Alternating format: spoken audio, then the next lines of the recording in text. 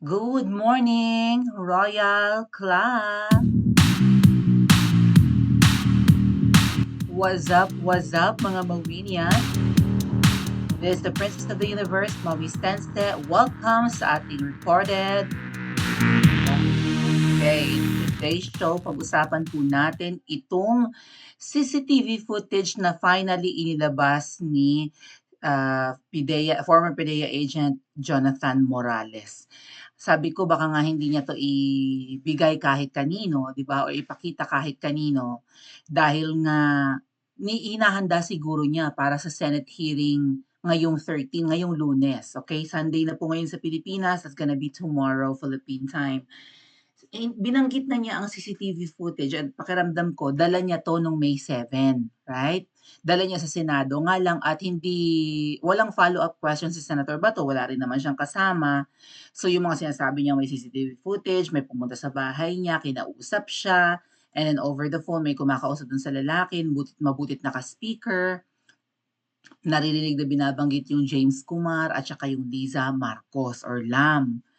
Pero hindi masyadong napagtuunan ng pansin ni Senator Bato de la Rosa dahil nga siguro sa dami niyang bisita, maraming resource person, nandun din si Maricel, may artista rin Maricel Morales, Maricel Soriano, kaya naman hindi masyadong napag-usapan or hindi natin alam baka wala talagang balak pag-usapan dahil nga sa dami ng 'di ba, nababanggit na pangalan, nabibigay na information, siguro na-overwhelm din si Senator Bato at natataranta rin in a way.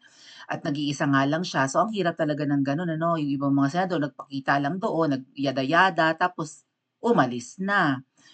Kaya naman, kung hindi man 'yan dahil nga hindi naipalabas nung May 7 ni Sir Jojo Morales, malamang ngayong May 13. Kaya lang nag-aalala si Miss Maharlika na baka mapigilan yung May 13 sa, Senate hearing nitong PIDEA leaks. Ni-request ni Miss Maharlika kanina na baka puwedeng i-share ni Sir Jonathan Morales yung video. Kasi kung ano't ano man ang mangyari, siya man ay magurgur, pag-usapan natin mamaya, mukhang ibang paraan ang panggugurgur. Lahat yata ng klase ng panggugurgur gagawin talaga ng ahas 'no, ng babaeng ahas at ng kanyang mga kampon para lang mapigilan na sumingaw ang kanilang baho at ang kanilang mga kademonyohan. So, ni-request ni Miss Marlica baka puwedeng i-share ni Sir Jonathan Morales yung footage kasi baka nga mamaya magurgur siya, 'di ba, or kung hindi matuloy yung Senate hearing at to my surprise, pumayag si Sir Jonathan Morales na ipalabas kanina sa vlog ni Miss Marlica yung CCTV footage at yan nga po yung papanoorin natin ngayon. Heads up lang, dito po sa CCTV footage, binanggit yung pangalan ni James Kumar, nabanggit yung James Kumar, isang parang Indiano na napakaraming kaso niyan mga ate at kuya. At bakit hindi pa yan nade-deport? Bakit ano ba yan? Hindi naman yata yan Filipino citizen. Bakit hindi pa naipapatapon yan palabas? Baka nag-o-overstay na yan. Wala naman siguro siyang, di ba, residence visa sa Pilipinas, hindi natin alam. Pero marami siyang mga kaibigang politiko, marami siyang 'di ba, may connection siya sa Philippine politics lalo na sa mga nakaupong politiko ngayon. At, allegedly yung mga negosyo niyan nga mga nakakatakot talaga, involved sa anomalya at sa mga panggugurgur 'no, sa mga illegal. Ah, May nag-share na nga niyan, kung ano-ano yung mga kinasasangkutan niyang nung James Kumar na 'yan, kinasasangkutang mga kaso dito sa Pilipinas, na hindi natin alam kung bakit naaabsuwelto at malaya pa rin at dikit pa nga ng mga politiko. Ngayon dito sa CCTV footage, nabanggit yung James Kumar, nabanggit yung Lam. Ang Lam po ay shortcut ng Liza Araneta Marcos, at least yun ang pagkakaalam ng karamihan. Lalo na nung panahon ng kampanyahan, diyan siya kilala, hindi pa naman siya tinatawag na FL Liza, no, First Lady Liza. Pero FL Lam, natatawag din siya ng ganyan. At ito nga po, mabuti na blur na ni Sir Jonathan na i-ready na yung video 'no, marami na rin siguro siyang sharean nitong video para kung ano't ano man ay may magse-share nga kung halimbawa hindi nga niya maipakita sa Senate, 'di ba, maikakalat ito ng mga tao saka sakaling may hindi magandang mangyari sa kanya. This is from Alfred Ang. Marami na po nag-share dito sa social media. Mag-ingat na nga lang po yung mga nag-share nito kasi baka ma-take down yung inyong FB, masuspend at mabura ng tuluyan. Kasi very sensitive po ito. Sa tingin ko po ito'y nasa loob ng bahay ni Sir Jonathan, maybe nasa living room or nasa dining area. Mabuti na lang meron siyang CCTV or closed circuit sa television sa kanyang bahay. Loob at labas dapat talaga pong meron yan para na monitor nyo nga po kung ano yung mga nangyayari sa loob at labas ng bahay nyo. Medyo necessity na rin po ito lalo na 'di ba sa mga kilalang personalidad. Um, at kahit sino po lalo yung may kaya-kaya sa buhay or 'di ba, pwede maging biktima ng mga akyat-bahay dapat po talaga may CCTV kayo sa inyong mga bahay-bahay. Ang laking tulong po niyan. Deterrent po talaga ito sa crime or kung ano man ang masamang balak sa inyo. Subok ko na po mga ate at kuya kasi one time merong 'di ba may mga siga-siga sa amin na gusto kong bastusin, pero nung tinuro ko na may CCTV ako bigla silang tiklop, bigla silang alis. Kaya napakalaking bagay po ng may CCTV at ngayon, paano kaya ito, ire-refute, ide-deny ng palasyo, ni Kuting, ni Ahas at ng kung sino-sino pang involved? Oh, paano nila ide-deny ito? Ano sasabihin nila dito? AI na naman, computer generated na naman. Oh, ito ay raw footage. Pwede naman po itong patingnan sa mga sa tawag do'n, sa mga may tawag sa kanila, eh. At least sa mga computer experts, sa forensic, yun yung term. Pwede ipa-forensic itong video kung ito po ay na-manipulate na or hindi pa. But so far, ang na-blur, ang na-manipulate lang naman po dito ay binlur yung lalaki na yan na parang kind of a green shirt na nakatalikod. Yan pa lang naman po yung manipulation ng video na binura yung kanya. Parang binlur lang. At hindi naman yan heavy manipulation, di ba? Hindi naman sobrang edited, hindi rin naman binago or dinistort yung boses. Si Sir Jonathan Morales po yung nakaupo na kalbo, no? Yan, sa dining table. So let's listen to the video at kayo na po magsabi kung ito ba ay raw footage at kung ano yung inyong maririnig sa conversation. Kasi itong lalaki naka-green ay merong kausap over the phone at nababanggit po pala dito nga na mapapatay talaga. Ito po ay mapapatay si Jonathan Morales at ito po, itong footage na ito ay may date pa nga po, May 1. So April 30 yung unang-unang Senate hearing ng PIDEA Leaks, kinabukasan tinawagan na si Sir Jojo.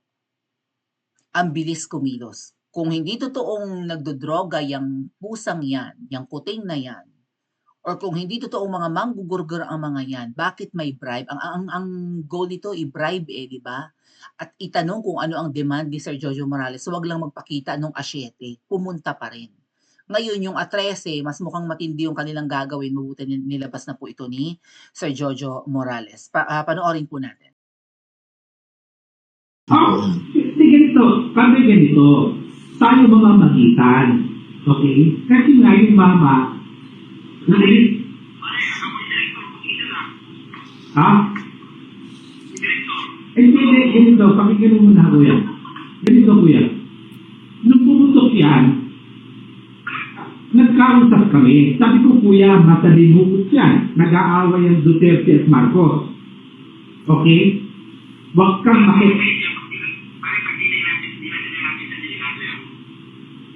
Kaya nga ganito, padre.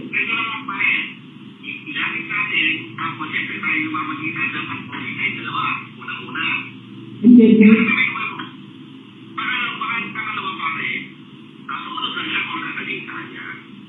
Yung kuya, padre, no? Naiintindihan ko yun. Kaya uulitin ko, padre, yung mama, hindi niya ginusto ang sitwasyon niya. Hindi niya ginusto, padre. Never.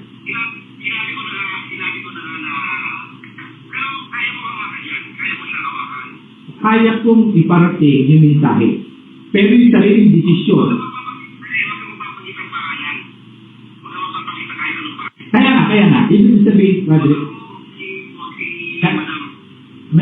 padre, marunong tayong mawak ng informasyon. Ang sinasabi ko, padre, kung ano magiging desisyon niya sa kanya yun, padre, di ba? Kasi kabubuti niya yun. Siyempre ako, itutuloy ko. Ito papanggitin kung sino yung gustong mga pangalan na sinasabi mo. Wala akong papanggitin.